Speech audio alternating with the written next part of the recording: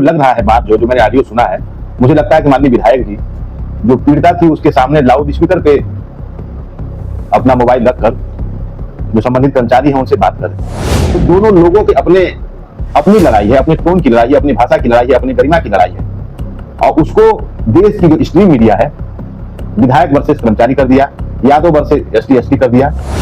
तो मैं समझता हूं कि उनको इस बात का थोड़ा सा क्रोध आया होगा, इसको उन्होंने कुछ कहा है, लेकिन उनकी वीडियो में जो उन्होंने कहा है, ऑडियो में जो कहा है, कोई ऐसी बात नहीं है जिसमें एसटी लगा।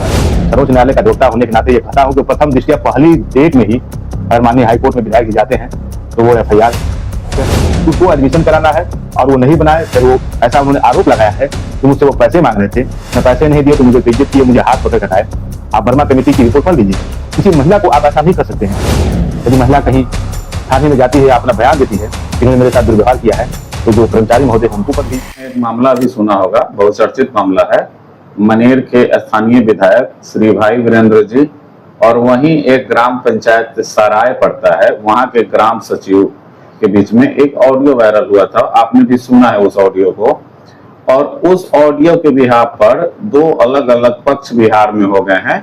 एक जो भाई वीरेंद्र को सही ठहरा रहा है और एक जो सचिव को सही ठहरा रहा है।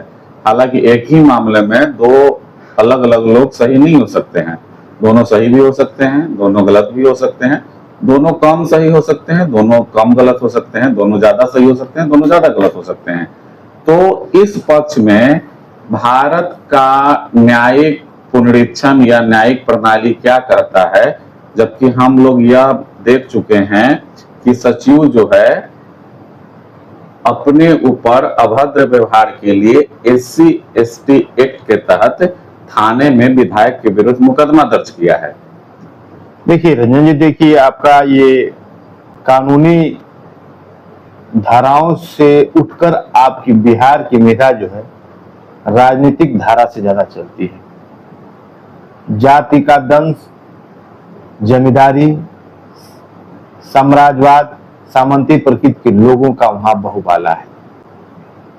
बिहार की धरती जहां गौतम बुद्ध की धरती है, ज्ञान मिला है, लोक गायक लोक परंपरा की वो धरती रही है, उसके साथ ही साथ लोगों की बोली भाषा में कुछ एक क्षेत्रीय टोन होता है।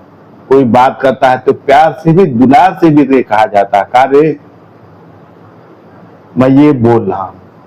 अब इसमें जो आपको लग रहा है बात जो मैंने ऑडियो सुना है, मुझे लगता है कि माननीय विधायक जी जो पीड़िता थी उसके सामने लाउड स्पीकर पे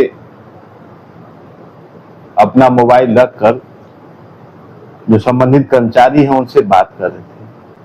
तो प्रथम दृष्टया जो उन्होंने हेलो कहने के बाद कहना चाहिए और जो उधर से उत्तर आना चाहिए बोलिए, तो दोनों लोगों के अपनी लड़ाई है, अपने टोन की लड़ाई है, अपनी भाषा की लड़ाई है, अपनी गरिमा की लड़ाई है, और उसको देश की जो स्ट्रीम मीडिया है विधायक वर्सेस कर्मचारी कर दिया, यादव वर्सेस ST कर दिया।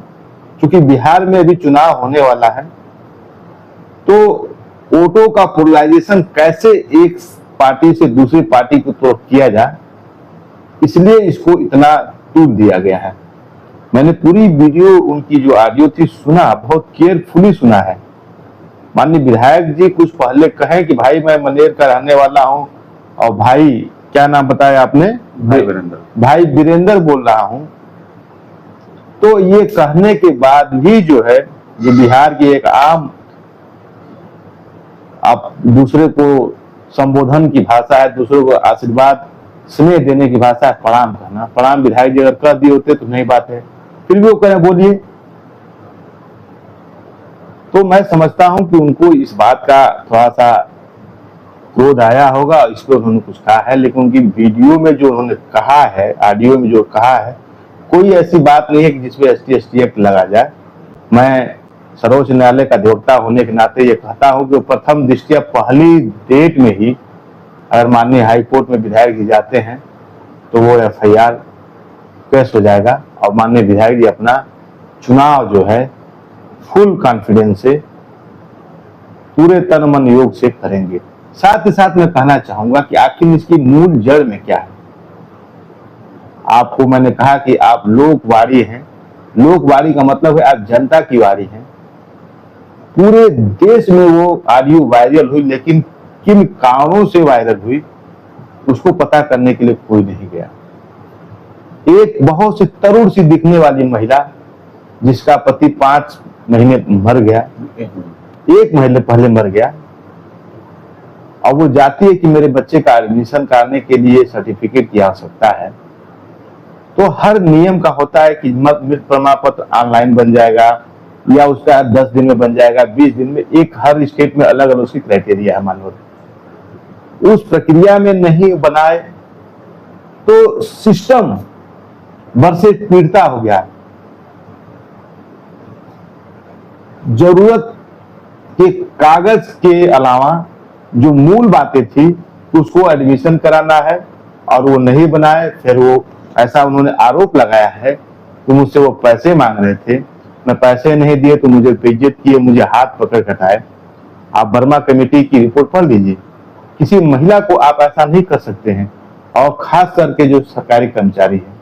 यदि महिला कहीं थाने में जाती है, अपना बयान देती है कि इन्होंने मेरे साथ दुर्व्यवहार किया है, तो जो कर्मचारी महोदय हैं उनको पर भी मुकदमे लग जाएंगे।